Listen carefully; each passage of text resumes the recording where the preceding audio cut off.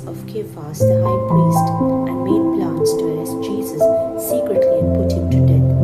"We must not do it during the festival," they said, "or the people will riot." Jesus was in Bethany at the house of Simon, a man who had suffered from a dreaded skin disease. While Jesus was eating, a woman came to him with an alabaster jar filled with an expensive perfume, which she poured on his head.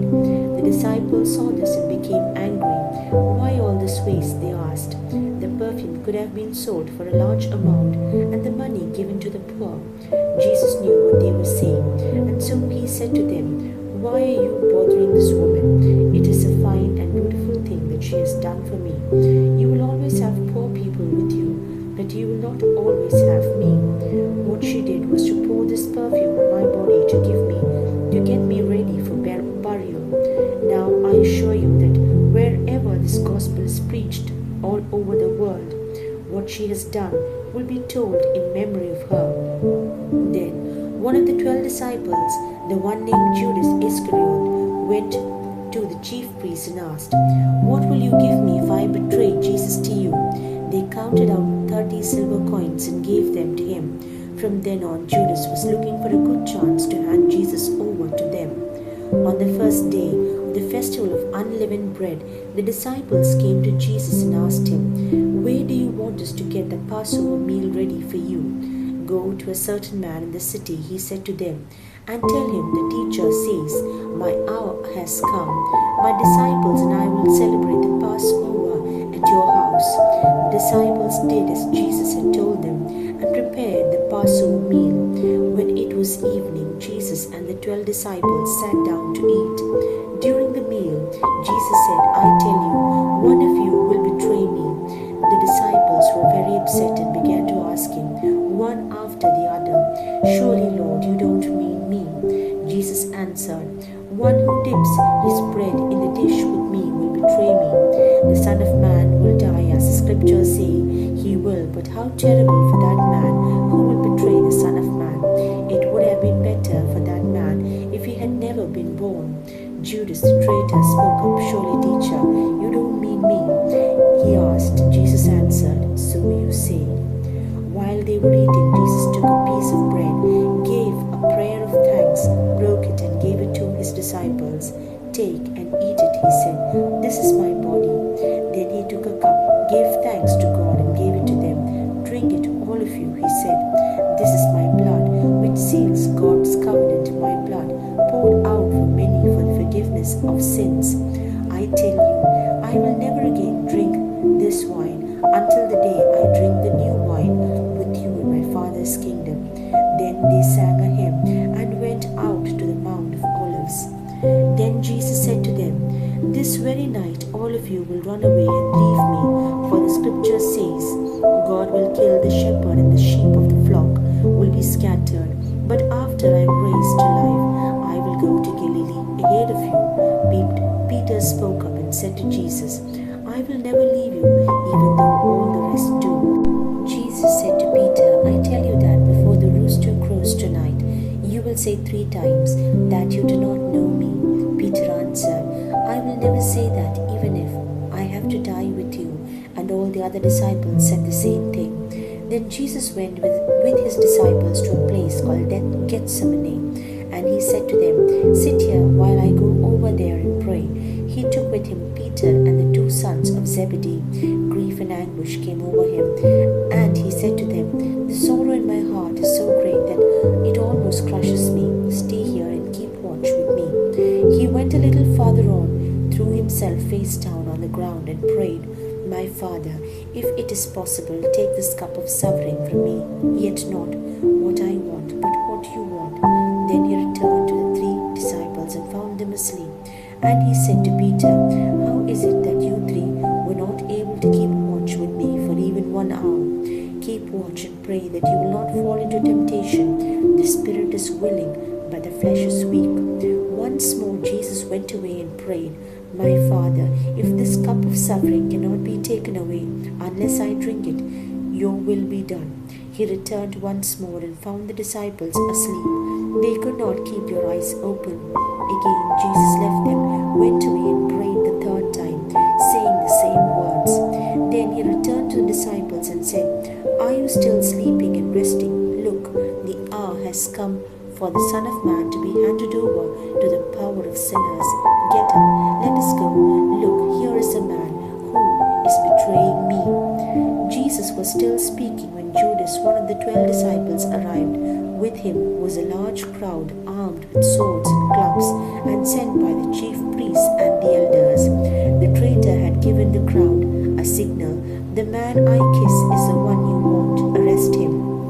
Judas went straight to Jesus and said, "Peace be with you, teacher," and kissed him.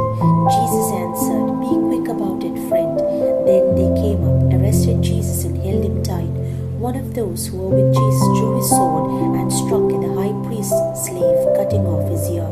"Put your sword back in its place," Jesus said to him. "All who take the sword will die by the sword. Don't you know that I could call on my Father for help, and at once he would send me more than 12 armies of angels? But in that case, how could the scriptures come true which say that this is what must happen?" Then Jesus spoke to the crowd. "Did you have to come with swords and clubs to capture me, as though I were an outlaw? Every day I sat down and taught in the temple, and you did not arrest me. But all this has happened in order to make come true what the prophets wrote in the scriptures." Then all the disciples left him and ran away. Those who had arrested Jesus took him to the house of Caiaphas, the high priest, where the teachers of the law and the elders had gathered together. Peter followed from a distance as far as the courtyard of the high priest's house.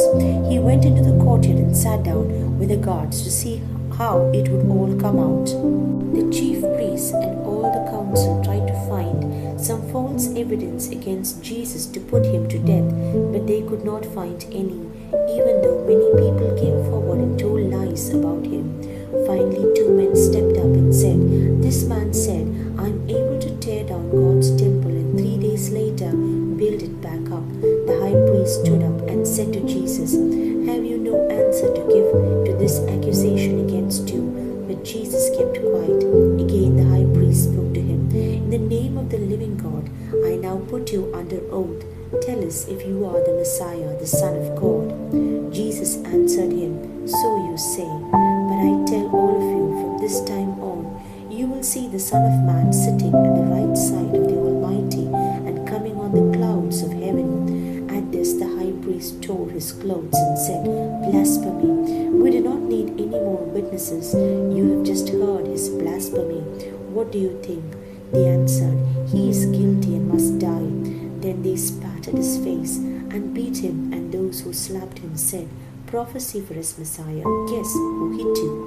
Peter was sitting outside in the courtyard when one of the high priest's servant women came to him and said, "You too were with Jesus of Galilee."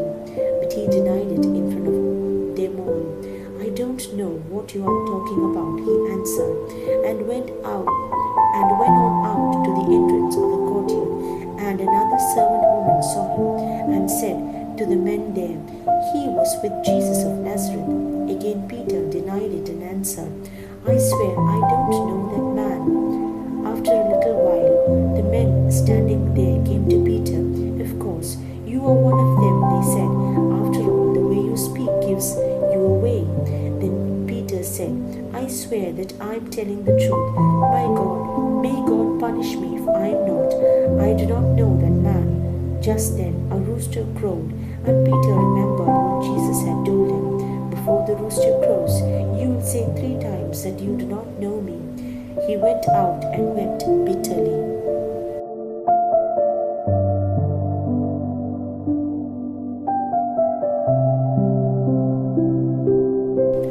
Matthew chapter 27. Early in the morning, all the chief priests and the elders made their plans against Jesus to put him to death. They put him in chains, led him off, and handed him over to Pilate, the Roman governor. When Judas the traitor learned that Jesus had been condemned, he repented and took back the 30 silver coins to the chief priests and the elders.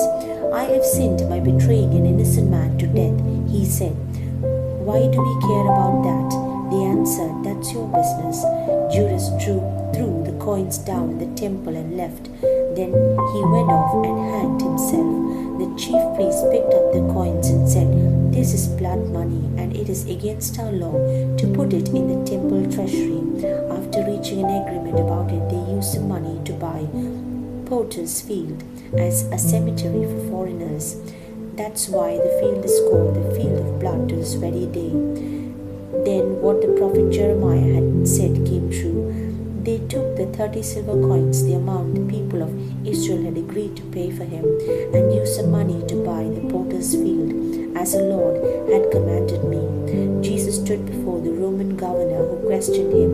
"Are you the King of Jews?" he asked. "So you say," answered Jesus. But he said nothing in response to the accusations of the chief priests and the elders. So Pilate said to him, "Don't you hear all these things they accuse you of?" But Jesus refused to answer a single word, with the result that the governor was greatly surprised.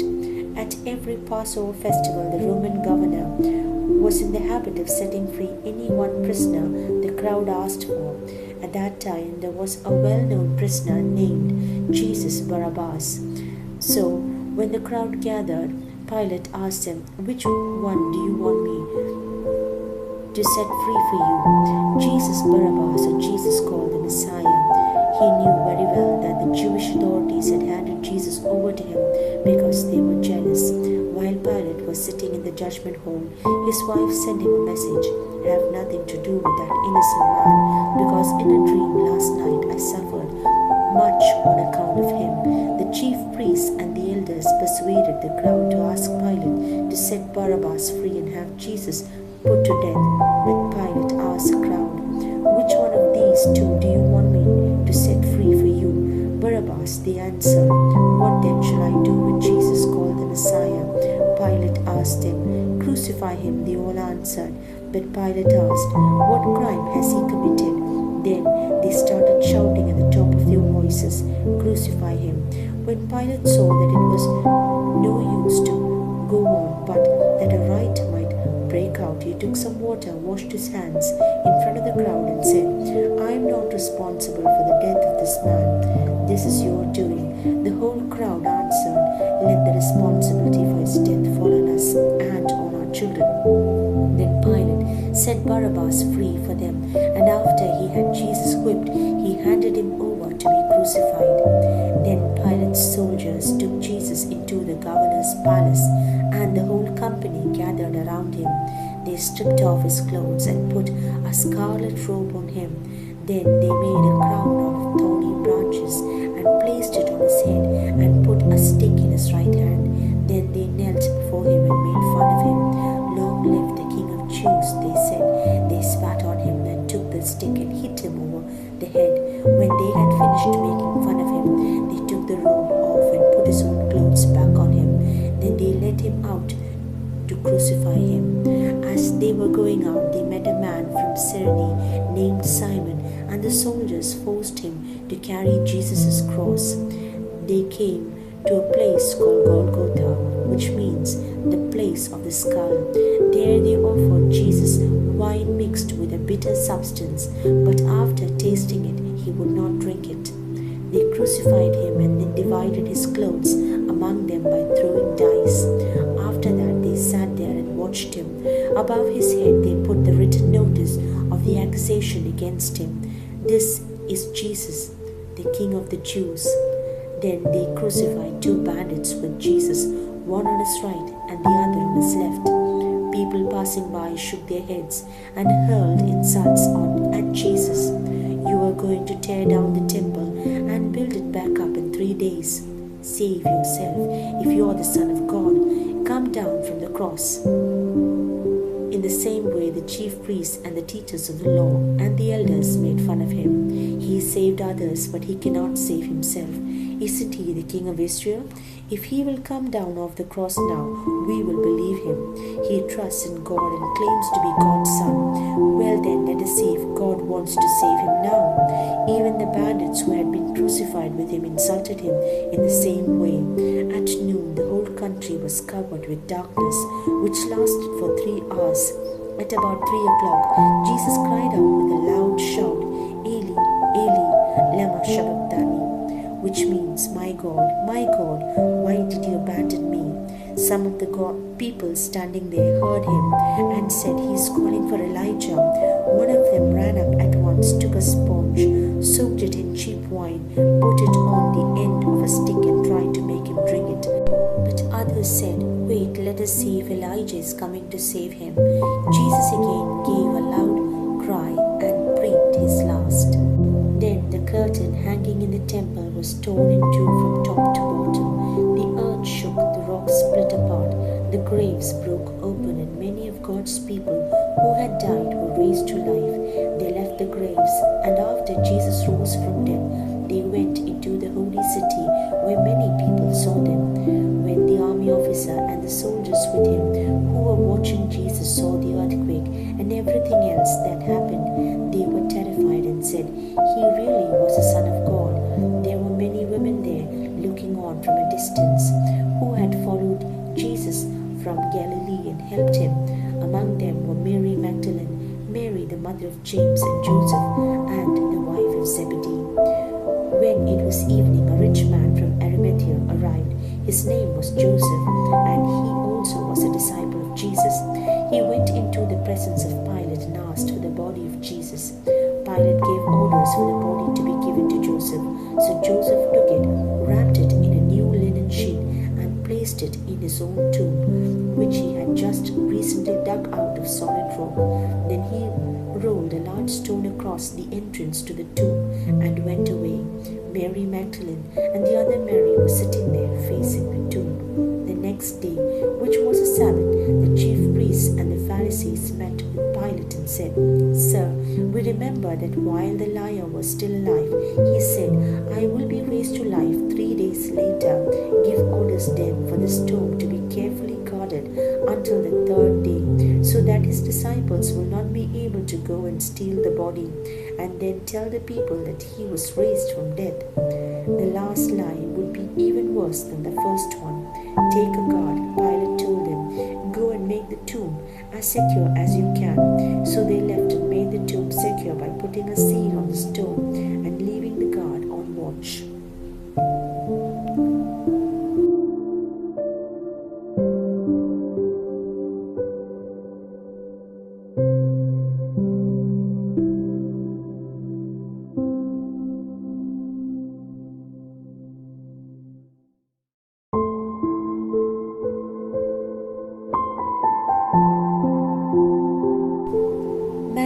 Chapter 28. After the Sabbath, as Sunday morning was dawning, Mary Magdalene and the other Mary went to look at the tomb. Suddenly there was a violent earthquake. An angel of the Lord came down from heaven, rolled the stone away and sat on it. His appearance was like lightning, and his clothes were white as snow. The guards were so afraid that they trembled and became like dead men. The angel spoke to the woman. You must not be afraid, he said. I know you are looking for Jesus who was crucified. He is not here. He has been raised, just as he said.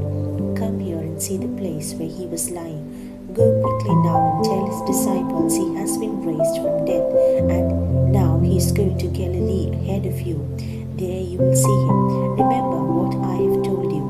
So they left the tomb in a hurry, afraid and yet filled with joy, and ran to tell his disciples.